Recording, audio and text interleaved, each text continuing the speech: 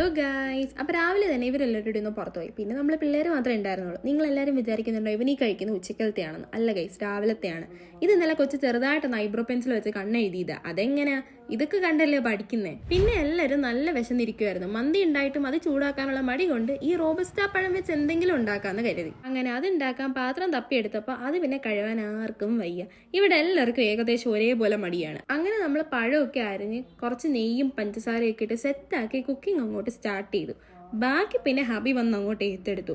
അവരാണെങ്കിൽ അതെല്ലാം കൂടി ഇളക്കി 4 ചുറ്റും അത് വീണു. ലാസ്റ്റ് അത് ഏതാണ്ട് ഒരു പായസം പോലായി. പിന്നെ അത് ഹാളിൽ കൊണ്ടുവന്ന് വെച്ചത് മാത്രം ഓർമ്മയുള്ളൂ. 4 സൈഡിൽ നിന്ന് എടുക്കാൻ ആളുണ്ടായിരുന്നു. ഇത് ചൂടാന്നും പറഞ്ഞിട്ട് കേൾക്കാണ്ട് എടുത്തിട്ട് ലാസ്റ്റ് അത് ഇട്ടിട്ട് ഓടുന്ന കാഴ്ചയാണ് ഇപ്പൊ കണ്ടത്.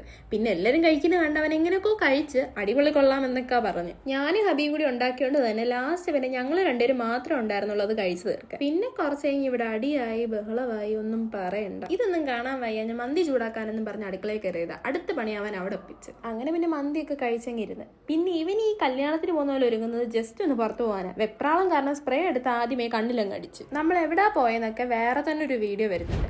അങ്ങനെ പോയിട്ട് വന്നപ്പോൾ ഉമ്മിച്ചാമ്മ നല്ല കപ്പയും കിഴങ്ങും ഒക്കെ പുഴുങ്ങി വെച്ചിട്ടുണ്ടായിരുന്നു. അതും വിത്ത് മുളക് ചമ്മന്തി. അതൊക്കെ കഴിച്ചതിന്റെ ആഫ്റ്റർ എഫക്റ്റ് ആണ് ഇപ്പൊ ഈ കാണുന്നത്. പിന്നെ ഉപ്പ ഓരോ പഴയ കഥകളൊക്കെ പറഞ്ഞെങ്കിരുന്നു. രാത്രി പിന്നെ നമ്മൾ എല്ലാവരുടെ മൂവി കണ്ടെങ്കിരുന്നു. അപ്പൊ അത്രേ ഉള്ളൂ. Okay, by.